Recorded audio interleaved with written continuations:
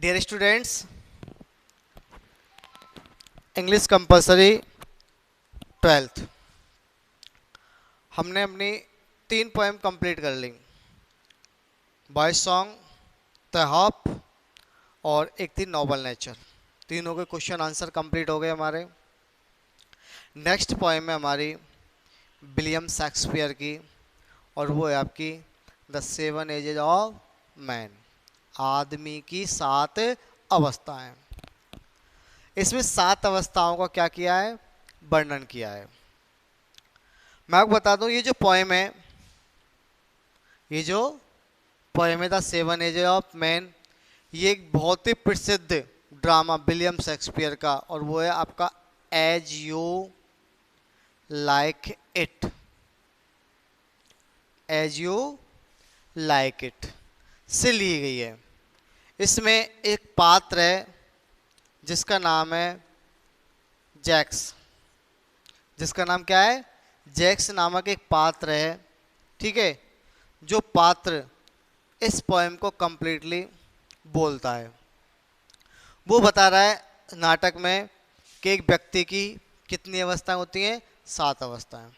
William Shakespeare बहुत ही प्रसिद्ध literature के पोइट हैं। इन्होंने इनको the father of English literature कहा जाता है, यानी अंग्रेजी साहित्य का जनक कहा जाता है। किनको? विलियम शेक्सपियर को, जिनका जन्म 1564 में हुआ था। कब हुआ था? 1564 में। कब हुआ था? कि जब इंग्लैंड के सिंहासन पर कौन थी? एलिजाबेथ फर्स्ट जब इंग्लैंड के सिंहासन पर थी। इंग्लैंड की महारानी कौन? एलिजाबेथ फर्स्ट जब इंग्लैंड के सिंहासन पे थी, उसी समय इनका क्या हुआ था? जन्म हुआ था। तो अगर बात करें एज की, तो ये 1564 से लेकर 1616 के मध्य जो विलियम शेक्सपियर ने अपना जीवन जिया। ठीक है, तो विलियम शेक्सपियर जो पीरियड में आता है, वो पीरियड कहलाता है आपका एलिजाबेथन पीरियड। इस पीरियड को इन्हीं के नाम से जाना जाता है, यानी शेक्सपियरियन एज। किस नाम से जाना जाता है? शेक्सपियरियन एज के नाम से जाना जाता है। इनकी मृत्यु 1616 में हुई और 1613 तक इन्होंने अपनी पोएम्स यानी अपने ड्रामाज लिखे। आगे बात समझ में। लेकिन बात करें 7 एजेस ऑफ मैन की, ये आयम्बिक पेंटामीटर में लिखी हुई।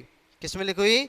आयम्बिक पेंटामीटर में लिखी हुई पोएम है। आयम्बिक पेंटामीटर का मतलब है कि that poem has no rhyming scheme, यानी एक ऐसी पोएम जो बिल्कुल राइमिंग स्कीम नहीं रखती है, वो क्या कहलाती है? Iambic pentameter. क्या कहलाती है? आयम्बिक पेंटामीटर, जिसमें 5 फीट होते हैं। जिसमें क्या होते हैं? 5 फीट होते हैं। फर्स्ट ब्लैंक, सेकंड कंप्रेस, फिर थर्ड ब्लैंक, फोर्थ कंप्रेस, फिर 5 ब्लैंक, या फिर first compress, second blank, third compress, fourth blank and 5 compress. ये ऐसे 5 फीट होते हैं। ठीक है, तो ये आपको लिटरेचर में सीखना है आयमिक पेंटामीटर क्या होता है। लेकिन हम कंपलसरी की बात कर रहे हैं, तो जिसमें हमें लिटरेचर से मतलब नहीं है, केवल कंपलसरी की बात करेंगे। तो इस पोएम में हमने इसे जैक्स नामक पात्र ने As You Like It drama में, यानी विलियम शेक्सपियर ने एक मनुष्य की 7 अवस्थाएं बताई हैं कि एक मनुष्य बचपन से लेकर बुढ़ापे तक, यानी जब तक उसकी मृत्यु होती है, जब तक वो 7 अवस्थाओं से क्या होता है? गुजरता है। पहली अवस्था जो है, मैं 7 अवस्थाओं के नाम लिख रहा हूं। पहली अवस्था आपकी इन्फेंट, दूसरी अवस्था है school going child, school going child. तीसरी अवस्था है लवर यानी प्रेमी। चौथी अवस्था है सोल्जर। पांचवी अवस्था है इसमें जज। छठवीं अवस्था है इसमें पेंटालोन। ठीक है, और लास्ट अवस्था है इसमें ओल्ड एज यानी बुढ़ापा। इन 7 अवस्थाओं को क्रम अनुसार क्या किया है? वर्णन किया है। क्रम आपको ध्यान रखना है इनका। सीक्वेंस सबसे पहले infant, school going child, lover, soldier, जज, पेंटालून, ओल्ड एज। एक एक अवस्था। इन्फेंट, बच्चा पैदा होता है, क्या क्या कार्य करता है? रोता है, कहाँ रोता है? हॉस्पिटल में नर्स की गोद में क्या करता है? रोता है, चीखता चिल्लाता है, उसे कुछ भी खिलाते हैं, ठीक है, तो वो धीरे धीरे उसके मुंह से क्या करने लगता है बेटा? उल्टियों के रूप में लार आने लगती है। वो अवस्था बताइए कौन सी? Infant, according to William Shakespeare. School going child, जब बच्चा प्रारंभ में स्कूल जाना स्टार्ट करता है, प्रारंभ में क्या करता है? स्कूल जाना स्टार्ट करता है, तो वो बहुत सारी शिकायतें करता है कि आज मुझे मैम ने पीटा, आज उस बच्चे ने मेरी पेंसिल ले ली, मैं आज स्कूल नहीं जाऊंगा, ठीक है। तो उसमें बताता है कि ये बिल्कुल अनिच्छुक होता है, अनबिलिंगली, यानी बिना इच्छा से, अनबिलिंगली यानी बिना इच्छा से, यानी इसकी इच्छा नहीं होती कहाँ जाने की? स्कूल जाने की। इसके पास एक छोटा सा सैजल सैजल होता है, यानी थैला होता है, ठीक है। एक नेक्स्ट है लवर, एक प्रेमी। आगे समझ में, जो प्रेमी क्या करता है? अपनी प्रेम का जब उसकी बिछुड़ जाती है, प्रेम का उससे दूर हो जाती है, उनका ब्रेकअप हो जाता है दोनों का, तो वो क्या करता है? गाना गाता है। क्या गाता है? गाना गाता है। और कौन से गाने गाता है? कि जो उन्हीं उन्हीं चीज़ों को याद करता है कि जब वो मिला करते थे, जब वो प्रेम प्रेम का क्या करते थे? मिला करते थे, ठीक है। उन यादों के बारे में क्या करता है? गाना गाता है। कौन? प्रेमी। और एक भट्टी की तरह जब वो दुखी होता है तो उसके अंदर से कैसी आयें निकलती है? गर्म आयें निकलती है, यानी भट्टी की तरह वो क्या करता है? आयें भरता हुआ क्या करता है? गाने गाता है। कौन? प्रेमी। नेक्स्ट बात करेंगे सोल्जर। सोल्जर क्या होता है?